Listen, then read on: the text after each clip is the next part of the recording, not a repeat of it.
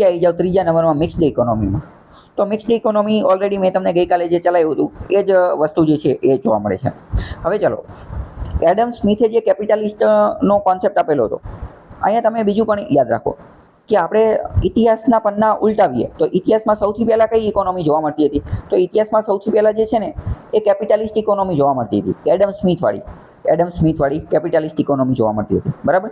પરંતુ 1930ની અંદર 1929ની અંદર ગ્રેટ ડિપ્રેશન આવેલું હતું, મહામંદી આવી ગઈ હતી, મહામંદી યુરોપમાં અને અમેરિકામાં. અને યુરોપમાં અને અમેરિકામાં કઈ કેપિટાલિસ્ટ જોવા મળે છે? તો કે 1929માં મહામંદી આવેલી હતી. અને આ જે મહામંદી આવેલી હતી એની જ અસર બ્રિટિશરોએ ભારતને ગુલામ બનાવેલું હતું. તો ભારતની અંદર ત્યારે જોવા મળે છે. એટલે તમે જોવો છો 1930માં આ વસ્તુ આવેલી હતી, એના 20 જ વર્ષની અંદર બ્રિટિશરોએ ભારતને જે છે એ મુક્ત કરી દીધું હતું. તો એનું એક કારણ આ પણ હતું, ગ્રેટ ડિપ્રેશન આવેલું હતું ત્યારે બ્રિટનને સૌથી ઓછો ફટકો પડેલો હતો. એનું એક કારણ એ પણ હતું કે બ્રિટન પાસે ભારત હતું અને ભારત જે તે સમયે સોને કી ચીડિયા જે છે કહેવામાં આવતું હતું. જ્યારે ગ્રેટ ડિપ્રેશનની અંદર વિશ્વના બધા દેશો, કેપિટાલિસ્ટ દેશો જે છે એ મંદીમાં જતા રહ્યા હતા, મંદીમાં, બરાબર. તો જ્યારે મંદીમાં જતા રહ્યા ત્યારે આ એડમ સ્મિથની વેલ્થ ઓફ નેશન ને કેપિટાલિસ્ટ થિયરી હતી ને એને લોકોએ વખોડવાનું ચાલુ કરી દીધું. કેમ? કારણ કે ભાઈ તમે તો કહેતા હતા કે ઇનવિઝિબલ હેન્ડ ને ડિમાન્ડ ને સપ્લાય ને કેપિટાલિસ્ટ ને બિઝનેસમેન ને એ બધા લોકો બહુ સારું કરશે, પણ એ તો બહુ સારું કર્યું નહીં, બરાબર. એટલે આ ગ્રેટ ડિપ્રેશન 1929, 1930 એ વસ્તુ પણ યાદ રાખવાની છે. તો એના સંદર્ભમાં બીજી કઈ થિયરી આવી? તો કે એના સંદર્ભમાં બીજી થિયરી આવી સોશિયલિસ્ટ થિયરી, કે જે સમાજવાદવાળી, કે જે સ્ટેટ ઇકોનોમીવાળી, કે જે કાર્લ માર્ક્સે આપેલી હતી એ, બરાબર. તો આ એક રીતે તમારે કઈ વસ્તુ કોના વિરોધમાં આવેલી એ પણ યાદ રાખવાનું. અને તમને ખ્યાલ છે કે જે સ્ટેટ ઇકોનોમીવાળી સોશિયલિસ્ટ એ પણ એટલી કોઈ ખાસ છે નહીં. એટલે વચ્ચે જે છે એ બંનેના મધ્યમ માર્ગ તરીકે કઈ વસ્તુ આવી? તો કે મિક્સ્ડ ઇકોનોમી આવી, જે આપણે ગઈકાલે જોઈ લીધું હતું. તો આ ત્રણેય વસ્તુ ખ્યાલ આવશે.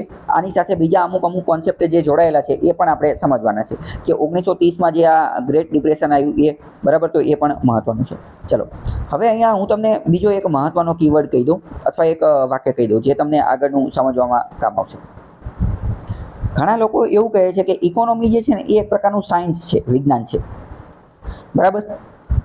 તમને એવું લાગે ઇકોનોમી એ સાયન્સ કઈ રીતે થઈ ગયું? તો એ હું તમને પછી ક્યારેક સમજાવીશ. પણ એના જવાબમાં બીજા લોકો શું કહે છે એ હું તમને કહું. બીજા લોકો એવું કહે છે કે economy is not a science and if economy is a science then it is a failed science.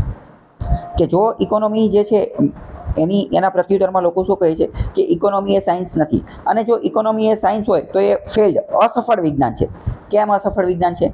એ અસફળ વિજ્ઞાન એટલા માટે છે કારણ કે જો ઇકોનોમી એ એટલું જ મહાન, એટલું જ ખતરનાક સાયન્સ છે તો વિશ્વની અંદર જે મંદી આવે છે, જે પ્રકારનું ડિપ્રેશન આવે છે, જે પ્રકારની રિસેશન આવે છે, એને આ ઇકોનોમી, એને આ સાયન્સ જે છે એ અટકાવી કેમ નથી શકતું? એને આ વધારે પહેલાંથી જ પ્રિડિક્ટ કેમ નથી કરી શકતું?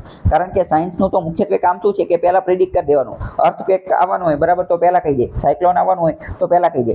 જે ન્યૂટને વિજ્ઞાન, ફિઝિક્સ, કેમિસ્ટ્રી, જિયોગ્રાફી આ બધાની અંદર અમુક પ્રકારના ચોક્કસ પ્રિન્સિપાલ, ચોક્કસ સિદ્ધાંતો હોય છે કે જે દરેક જગ્યાએ સાચા પડતા હોય છે. તો જો ઇકોનોમી પણ એ જ પ્રકારનું સાયન્સ હોય તો એ આને કેમ અટકાવી શકાતું નથી? તો economy is a failed science, એવું પણ એક વાક્ય કહેવામાં આવે છે. જેમ કે 1929માં મંદી આવી ગઈ, 2009-10ની અંદર પણ જે સબ પ્રાઇમ ક્રાઇસિસ આવી ગયું, એના વિશે પણ આપણે ડિટેલમાં સમજીશું, બરાબર. તો આટલું ખ્યાલ આવ્યો કે નહીં તમને?